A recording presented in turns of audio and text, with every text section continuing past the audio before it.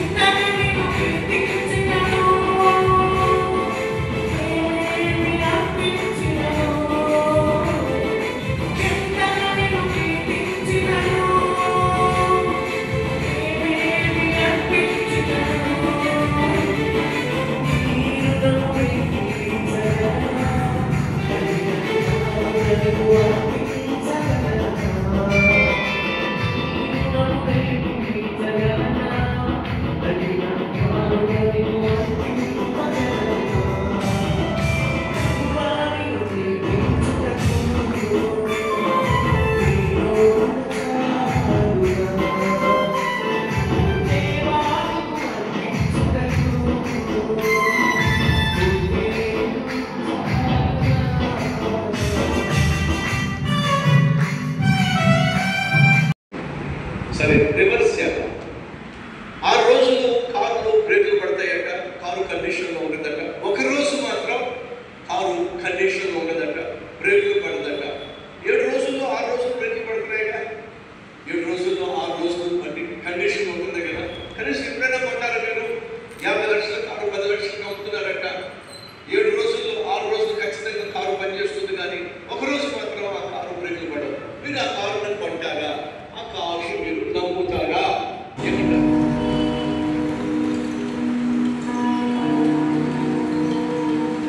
మనందరము పోవలసిన దారిలో నేను పోవచ్చున్న నిప్పుడుగా ఉండి ధైర్యముగా ప్రవర్తించు.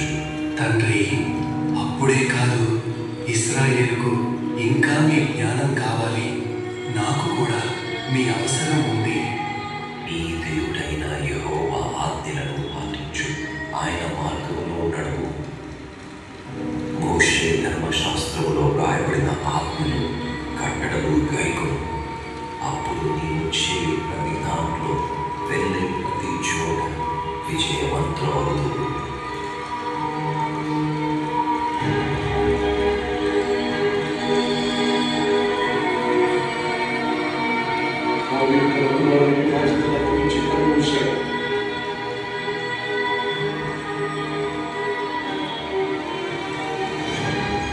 దావీదు దేవుని చిత్త ప్రకారం తన తరానికి సేవ చేసి మరణించాడు.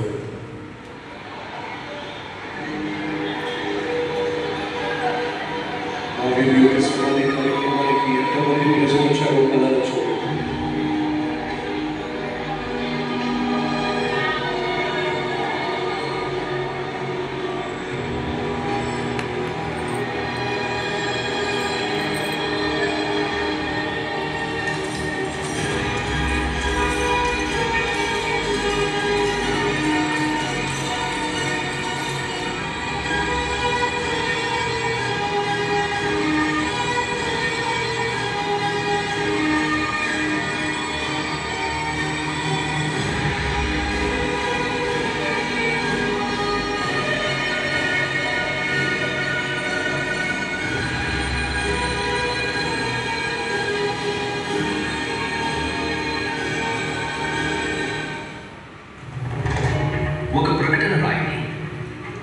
ఇస్రాయేలు గోత్రాల ప్రధానులను, 1000 మందికి 100 మందికి అధిపతులైన సేనాధిపతులను, న్యాయాధిపతులను, యాజకులను, లేవీయులను, సైన్యాధికారులను, ప్రజల పెద్దలను, వీరందరినీ గిబియోనులోని గొప్ప ఎత్తైన స్థలానికి ఇశ్రాయేలు దేవుడైన యెహోవాను ఆరాధించుటకు సమకూరమని పిలవండి. సొలొమోను రాజు ఆజ్ఞ ప్రకారం యాజకులను, లేవీయులను, శతాధిపతులను, ఇశ్రాయేలు పెద్దలను, గోత్రాధిపతులను, 100 మంది పైన 1000 మంది పైన అధిపతులను, పెద్దలను గిబియోనులోని మహా ఎత్తైన స్థలములకు సమకూరమని రాజైన సొలొమోను ఆజ్ఞాపించుచున్నాడు. దేశమంతటినీ కూడా దేవుని సన్నిధికి చేరుస్తున్నాడు సొలొమోను. ఆయన వెళ్ళడమే కాదు, ప్రజలందరినీ దేవుని దగ్గరికి చేర్చాడు. మహాసంఘంలో వచ్చాడు.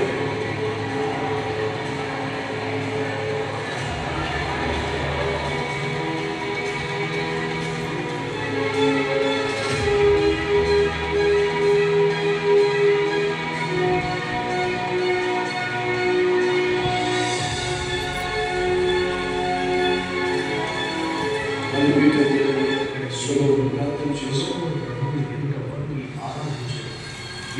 దేవుని మహిమ దిగి వచ్చినట్టు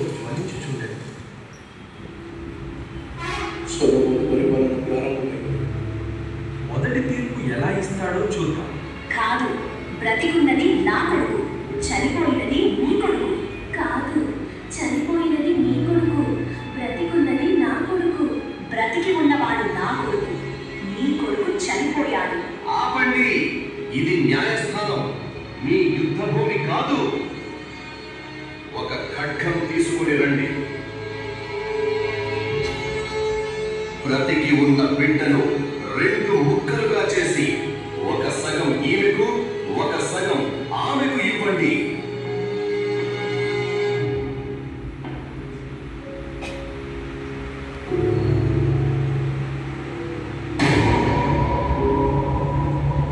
వద్దు ప్రభు, వద్దు. దయచేసి ఆ బిడ్డను చంపవద్దు.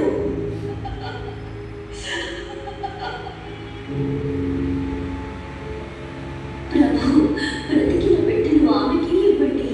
దయచేసి ఆ బిడ్డను చంపవద్దు. లేదు, ఆ బిడ్డ నాకు కాకూడదు, ఆమెకు కాకూడదు. ఆ బిడ్డని 2 ముక్కలుగా చేయండి. బ్రతికి ఉన్న బిడ్డను మొదటి స్త్రీకే ఇవ్వండి, ఆమెయే నిజమైన తల్లి.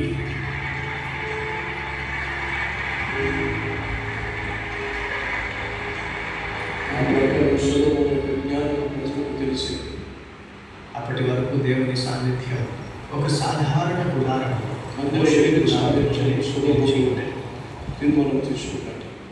ఇంతవరకు ఇశ్రాయేల్ ఇలాంటి నిర్మాణ కార్యాన్ని ఎప్పుడూ చేపట్టలేదు. ఆలయ నిర్మాణార్థం సొలొమోను టైరు రాజైన హీరాముకు సహకారం కోరుతూ వినతి పంపాడు. టైరు రాజుకి ప్రణామములు. సొలొమోను మహారాజు తన వందనములు సమర్పించుచు ఈ సందేశము పంపి ఉన్నాడు. ఇశ్రాయేలుపై పాలించుటకు దావీదుకు జ్ఞానవంతుడైన కుమారుని అనుగ్రహించిన యెహోవాకు నా ధన్యవాదములు. సొలొమోను రాజు ఇష్టములన్నిటినీ నేను నిర్వర్తించను. నా మనుష్యులు దేవదారు చెట్టు నరికెదరు. మందిరానికి కావలసిన కలప దేవదారు వాటి సముద్ర వృక్షాలు మార్గమున యొప్ప వరకు పంపెదను. దేశంలో జిల్లాలో పంపించారు. ఎలా పట్టుకొస్తున్నారో చూడండి. సముద్రంపై తెప్పల మీద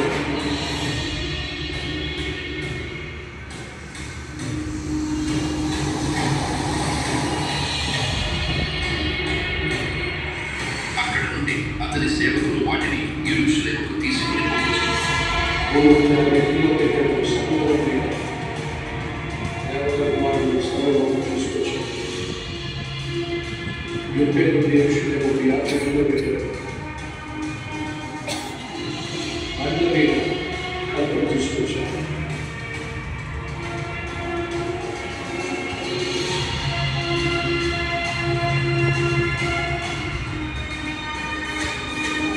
నిర్మాణం ప్రారంభమైంది.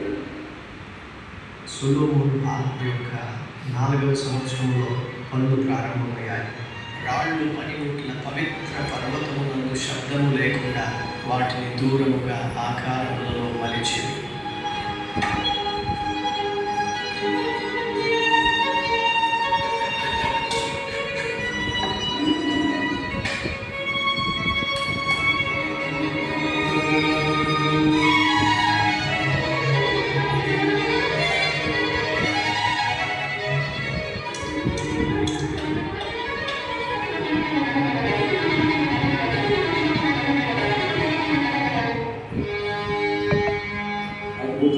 ఆలయ మందిరం 7 సంవత్సరములలో సంపూర్ణమైంది.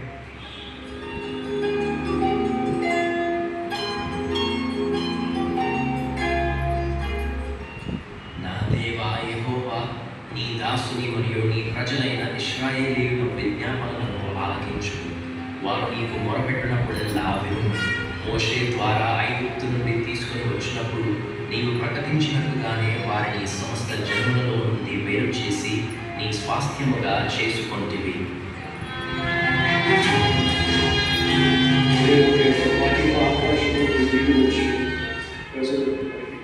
ఇది సొలొమోను జీవితంలో ఇప్పటి వరకు జరిగిన సంఘటనలన్నీ కూడా ఒక అద్భుతమైన చిత్రంగా మేము తీసుకొచ్చారు. ప్రయాసపడి ప్రయాణం చేసి వచ్చింది షేబా. మీకు వచ్చే ఆదివారం షేబా దేశపురాన్ని చూపించగలరా ఫోటోస్? ప్రయాసపడి ప్రయాణం చేసి షేబా దేశపురాన్ని ఎలా వచ్చిందో పడవల మీద ఓడల మీద ప్రయాణం చేసి వచ్చి పరిపాలనను పరిశీలించడానికి వచ్చింది. సొలొమోను ఎలా పరిపాలన చేస్తున్నారు, పరిపాలకుడిని పరిశోధించడానికి వచ్చింది. సొలొమోను యొక్క జ్ఞానాన్ని పరిశోధించి ప్రశ్నించి ఏ ప్రశ్నలు వేసింది, ఎలా పరిశోధించి ఇదంతా చూసిన తర్వాత ప్రభువును మహిమపరిచింది, దేవుడిని గణపరిచి షేబా దేశపురాన్ని తిరిగి వెళ్ళింది. ఈ విషయాన్ని కూడా వచ్చే ఆదివారం మీతో పంచుకోబోతున్నాను. ప్రపంచ చరిత్రలో చర్చ అయితే అయిపోయింది ఫ్రెండ్స్. 8:30 అయితే అవుతుంది టైము. ఓకే, మనం తిందికి వెళ్ళి ఇంక తినేసి ఇంటికైతే వెళ్దాము.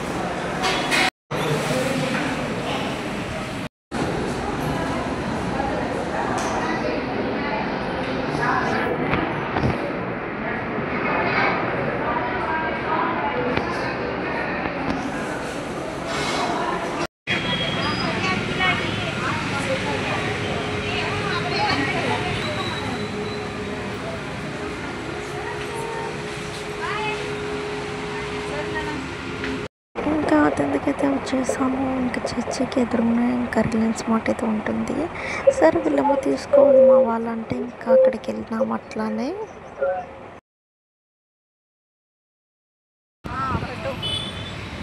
ఎటుపక్క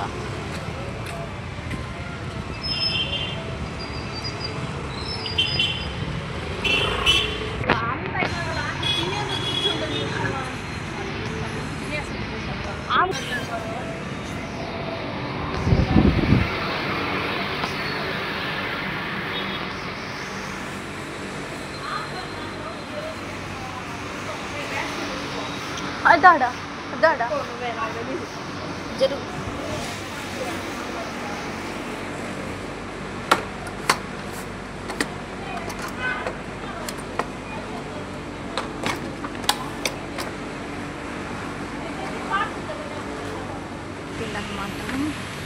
ఇప్పుడు ఎంత టైం 9:30 అవుతుంది. ఇంకెదురుగా ఉంది కదా అని చెప్పి ఇట్లా వచ్చామన్నమాట. మైన జ్యూసులు ఇట్లా ఏ ఒకటి తీసుకొని పోదాము అని చెప్పి వచ్చినామన్నమాట. ఇట్లా ఇంకేంటి ఫ్రెండ్స్ మరి.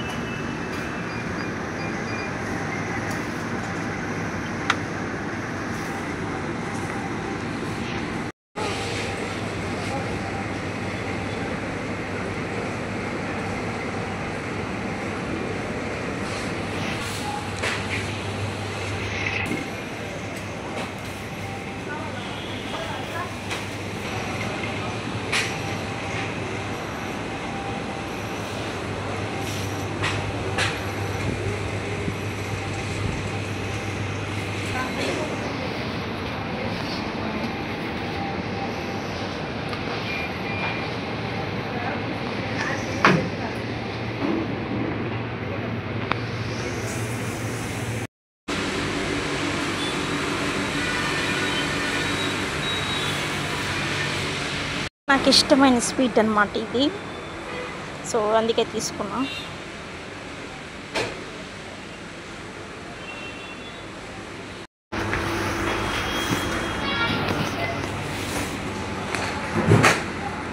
అంతే ఫ్రెండ్స్, బిల్ ఇప్పించుకొని అయితే ఇంటికైతే వెళ్తున్నాం అనమాట.